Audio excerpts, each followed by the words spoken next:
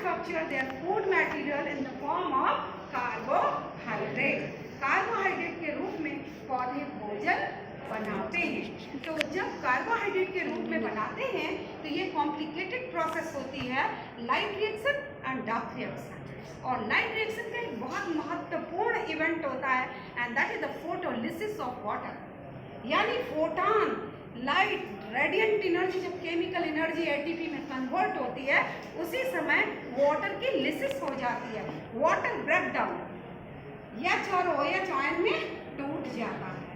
तो उसी H ion से एनर्जी जनरेट होती है और एटीपी का फॉर्मेशन होता है। समझ में आया आपके ये?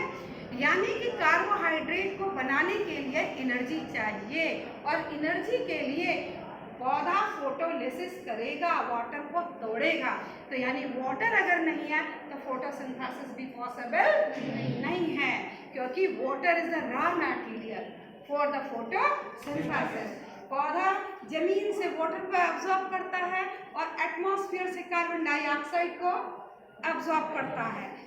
वाटर प्लस कार्बन डाइऑक्साइड दोनों में बायोकेमिकल रिएक्शन होता है in the presence of the sunlight within the chloroplast and finally the food material is synthesised in the form of carbohydrate and by product के रूप में क्या निकल जाता है?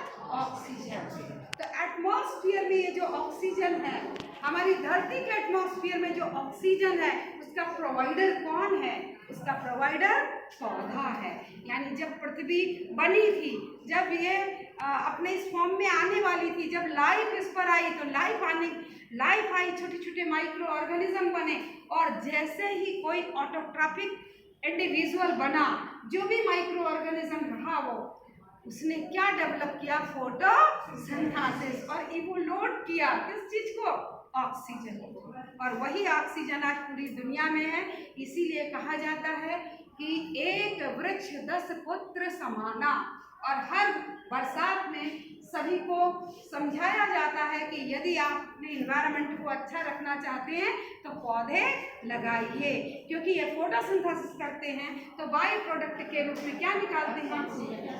ऑक्सीजन देते हैं। और दूसरा, फोटोसिंथेसिस का जो प्रोडक्ट बनाते हैं वो हमारे फूड सिस्टम को चलाता है। तो देखिए, बनाता वो अपने लिए है लेकिन पूरे दुनिया को संचालित करता है ना? पौधों का बहुत बड़ा रोल है ना, दुनिया में पौधों का बहुत बड़ा रोल है। अब मैं आपको ये बता रही थी कि पौधे जो होते हैं इनके पास नर्वस सिस्टम नहीं है। इनके पास क्या नहीं है? नर्वस सिस्टम नहीं है, ना ही ब्रेन है। तो नीचे से ऐसा नहीं है कि एब्जॉर्ब कर रहे हैं और उनकी सेल्स में टर्जिडिटी फुल हो चुकी है और वो ब्लॉक कर दे, रोक देगी, अब हम पानी एब्जॉर्ब नहीं करेंगे। ऐसा कोई फिनोमेनन नहीं है। That's why water is continuously absorb by the root. तो वो कहीं बाहर निकलना चाहिए, तो वही कैसे निकलेगा? देखो, ऐसे निकल रहा है। कैसे निकल रहा है? देखो, ये गमले में पौधा है, पौधा इरिगेटेड है यानी सिंचाई किया हुआ है, पानी है अंदर, सनलाइट इसके ऊपर पड़ रही है तो पत्तियों में छोटे छोटे छेद होते हैं जिन्हें हम स्टोमाटा कहते हैं। ये देखो, यहाँ स्टोमाटा दिखाया है और यहाँ स्टोमाटा भी, और आगे और अच्छे अच्छे फिगर हम आपको दिखाएंगे। Look here, this is the aperture, this is called stomata. The extra water removes from this tiny pore. इस छोटे से पोर से एक्स्ट्रा वाटर बाहर निकल जाता है। देखो, एक्स्ट्रा वाटर बाहर निकल रहा है, नीचे से कंटिन्यूअस एब्जॉर्ब हो रहा है। और जब सनलाइट पड़ती है, सुबह होती है, तो जैसे जैसे इंटेंस लाइट पड़ती जाती है वैसे वैसे स्टोमाटा खुलता चला जाता है और फिर ये आवश्यकता से अधिक पानी जो कुछ भी है पौधे के पास उसे ट्रांसपायर कर देता है। So what is the definition of the transpiration? The definition of the transpiration, the loss of water in the form of water from the aerial tissue of the plant. यही शायद मैंने लिखा भी होगा, the loss of water, पानी का loss होना, कहाँ से? पौधे से, in the form of vapor। देखो, भाप के रूप में निकलना, वाटर के रूप में नहीं। वाटर मतलब ड्रॉपलेट के रूप में नहीं। किस रूप में निकल रहा है? लिक्विड के रूप में नहीं, भाप के रूप में ऊपर निकलना, in the form of vapor from the living tissues। किससे निकल रहा है? living tissues से निकल रहा है। कहाँ से निकल रहा है? एरियल पार्ट, यानी अंडरग्राउंड पार्ट से नहीं, एरियल पार्ट से, यानी धरती के ऊपर वाला जो पार्ट है वहां से निकल रहा है। This is called transpiration. बोलिए, आपको कोई अगर पूछे तो बता दोगे ना? So transpiration is a physiological process. कैसी प्रोसेस है ट्रांसपिरेशन? फिजियोलॉजिकल प्रोसेस है, क्योंकि अभी आप पढ़ोगे तो देखोगे इसमें एंजाइम का भी रोल है, इसमें स्टार्च और शुगर का इंटर कन्वर्जन है। तो this is the physiological process. और अगर कहीं आप देखते हैं कोई गड्ढा है, बरसात का पानी उसमें भर गया है, दूसरे दिन सनलाइट बहुत तेज होती है, तो आप देखते होंगे पानी धीरे धीरे उड़ जाता है।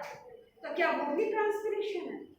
No, that is not transpiration. कोई लिविंग ऑर्गेनिज्म के थ्रू वो नहीं उड़ रहा है, वो केवल कहीं सरफेस पर था और सनलाइट पड़ी तो वो इवोपरेट हो रहा है, ऊपर उड़ रहा है भाप के रूप में। यानी दोनों में अंतर हो गया। कहीं सरफेस से अगर पानी ऊपर उड़ रहा है, आपने अपना गीला कपड़ा फैलाया है और धूप निकली है, तो आपके गीले कपड़े से पानी ऊपर उड़ रहा है, दैट इज ट्रांसपिरेशन? नो, क्योंकि वहां पे लिविंग सेल का कोई भी इन्वॉल्वमेंट नहीं है। That phenomenon is called evaporation. उस फेनोमेनन को हम क्या कहेंगे? इवोपरेशन। और इस फेनोमेनन को क्या कहेंगे? इसे transpiration. Evaporation is totally physical process, है ना, भौतिक प्रोसेस है, और ये फिजियोलॉजिकल प्रोसेस है। तो देखिए, यहाँ आपने डेफिनेशन सीखा। अब हम आपको बताना चाहते हैं कि how many types of transpiration, कहाँ कहाँ से ट्रांसपिरेशन होता है,